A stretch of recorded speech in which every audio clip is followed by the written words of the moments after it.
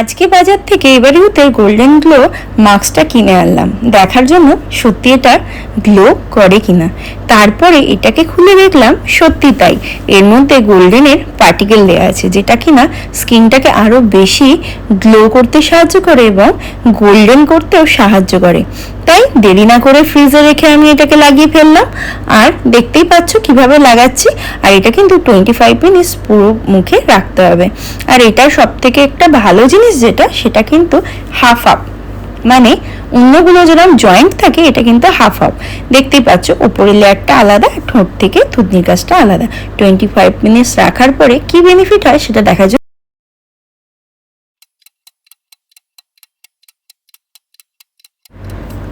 তো আবার আমি ব্যাক করে চলে এলাম। আমার এখানে 25 মিনিটস রাখা হয়ে গেছে। তো এখানে যেরকম লেখা ছিল সেরকম আমি ফলো করেছি। তোমরাও এইভাবে ফলো করবে। আর একটা গ্লো, মানে দারুণ একটা গ্লো দিচ্ছে।